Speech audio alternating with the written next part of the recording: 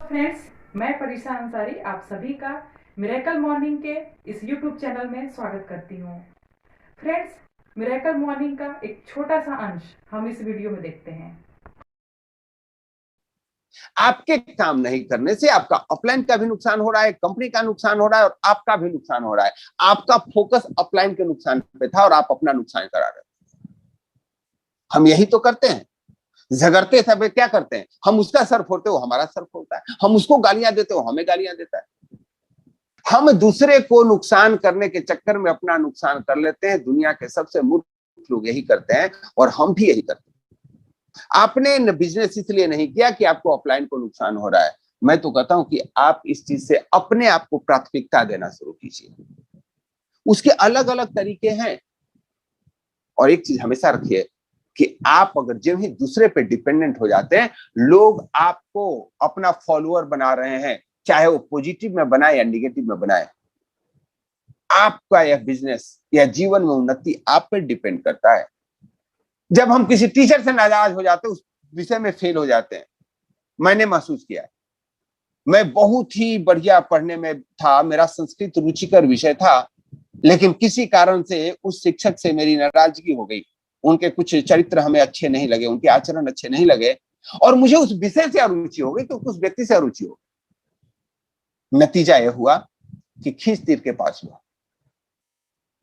अब यह इतना इंपॉर्टेंट विषय है। आप घर में गार्जियन से नाराज हो गए, पढ़ना छोड़ दिए, मुस्कुराना छोड़ दिए, पति पत्नी में झगड़ा हुआ, मुस्कुराना छोड़ दिए। अरे यार, दूसरे से झगड़ा हुआ, अपनी चीजों को क्यों छोड़ रहे हो? अपने व्यक्तित्व को क्यों धूमिल कर रहे हो? ये प्रकृति ने कितना दिन आपको सही दिया है, आपको भी नहीं पता। कितने दिन आप मुस्कुराने लायक हो सकते हो? विद्रोह की भावना भी प्रोक्रेस्टिनेशन का बहुत बड़ा रीजन है। हमें इन चीजों से बचना होगा। अगर मैं इस रीजन को सम अप करना चाहूं, तो आप जब जब किसी चीजों को प्रोक्रेस्टिनेट करते हैं, आपको यह ध्यान देना होगा उसका रीजन क्या है। एक अगर एग्जांपल लिया जाए तो ट्रेनिंग प्रोग्राम, अभी जो वेलनेस एडवाइजर का ट्रेनिंग प्रोग्राम होने वाला है, आप ने सीट नहीं बुक किया है, जस्ट सोच करके देखिए इसका रीजन क्या है। पैसे का नहीं होना रीजन है, या अपने विजन का क्लियर नहीं होना रीजन है? पैसे नहीं है, जुगाड़ किए जा सकते हैं क्या? यस। लेकिन विजन का क्लियरिटी नहीं है, किया जा सकता है क्या? You can ask your upline, you can ask your active diamonds. अगर वो भी क्लियर नहीं करता है, यू कैन आस्क मी। चीजों को क्लियर कर लीजिए, नहीं तो चीजें टल जाएगी। लोग पूछते हैं, सर अगले महीने भी कोर्स होगा क्या? तो मैं समझ जाता हूँ, भाई आप तेरे लिए तो जीवन में कभी कोर्स नहीं होगा। मैंने अभी तो खेती का टाइम हो गया था, ओके, सैटरडे संडे 2 दिन खेती का टाइम हो गया, इसलिए आप टाल रहे हैं। नहीं साहब, आप उसलिए नहीं टाल रहे हैं, आप इसीलिए टाल रहे हैं कि टालने की आदत के शिकार हो चुके हैं। और मैं इसी बिजनेस की बात, तो एग्जांपल तो मैं इसलिए दे रहा हूं क्योंकि हम सभी के लिए एग्जांपल कॉमन है। आपके जीवन में बहुत सारे ऐसे एग्जांपल हैं। कोरोना का समय, कोई 1 साल ऑनलाइन कोचिंग करने के लिए मैं निकाल दिया, चीजों को सीखने में निकाल दिया, और कुछ लोग अपने वजन को बढ़ाने में निकाल दिए, चीजों को टालने में निकाल दिए। Choice is yours. कुछ लोग इसी में यूट्यूबर बन गए और कुछ लोग अपना सारा कुछ लौटा करके इतने खिन्न हो गए, घर में डिप्रेशन हो गई, सुसाइड तक कर दिए। Choice is yours.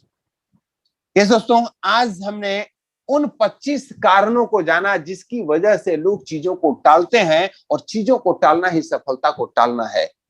और हम जब कल डिस्कस करेंगे कि क्या किया जाए कि चीजें न टलें। आप इसके लिए जिस किसी को भी प्रेम करते हैं उसको आमंत्रित कर सकते हैं। वह तरीके मैं बताने वाला हूं जिसके बाद आप चीजों को टालना भूल जाएंगे। छोटे छोटे तरीके हैं और वह बहुत इफेक्टिव है। आपके आउटपुट को 100% बढ़ाने वाला है, आपकी क्षमता को 100% बढ़ाने वाला है, और मेरा दावा है कि आपको बिजनेस को भी बढ़ाने वाला है। क्योंकि कल के बाद हम लोग उन चीजों को डिस्कस करेंगे जो चीजों पे आज तक आपने ध्यान नहीं दिया था और आप बचपन से करते रहे। एक एग्जांपल देता हूं। एक बच्चे को खाना खिलाना हो तो बच्चा टालते रहता है, नहीं खाएंगे नहीं खाएंगे। तो हमारी बचपन में मेरी दादी माँ क्या करती थी, वो बच्चे, वो जो खाना था, चावल दाल खा रहे हैं तो उसको थाली में ना छोटे छोटे टुकड़ों में बांट देती थी। ये चिड़िया कौर है, ये कौवा है, एक बत्तख है, मुर्गा है, ये लोग कौवा को खा जाओ, और वो बच्चा खा लेता। वो भूल गया है कि हमको इतना चावल खाना था।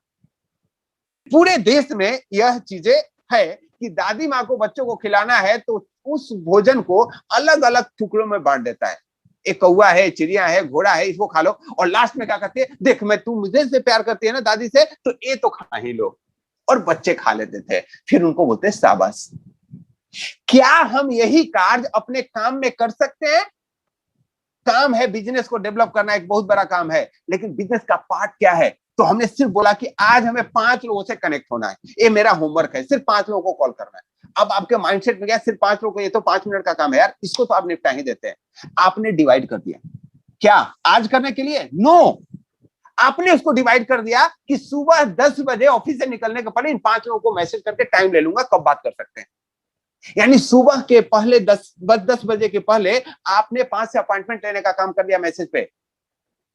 अब आपकी प्रतिबद्धता बढ़ गई कि 5 लोगों को तो कॉल करने में टाइम लिया हुआ है, और आप पाएंगे कि शाम होते होते 5 को कॉल कर लिए। यानी आपने क्या किया, पहले पूरे बिजनेस मॉडल को एक चीज में तौल दिए, एक छोटे छोटे टुकड़ों में, कि कॉलिंग का एक पार्ट है और शाम में फॉलो अप का पार्ट कर लिया। 5 में कॉलिंग मतलब पहले टेकिंग अपॉइंटमेंट, तो मैसेज से अपॉइंटमेंट ले लिए, और जब आपने एक बार अपॉइंटमेंट ले लिया तो वह आपकी प्रतिबद्धता, जो आपकी इंटीग्रिटी है, वह आपको बाध्य कर देगी करने के लिए। कैसा लगा आपको ये वीडियो? कमेंट बॉक्स में जरूर बताएं। अगर आप इस सेशन को लाइव अटेंड करना चाहते हैं तो डिस्क्रिप्शन बॉक्स में दिए गए नंबर पे कांटेक्ट करें। और हाँ फ्रेंड्स, आप इस वीडियो को लाइक करना और शेयर करना ना भूलें। अगर आप लेटेस्ट अपडेट चाहते हैं तो प्लीज आप इस चैनल को सब्सक्राइब करें।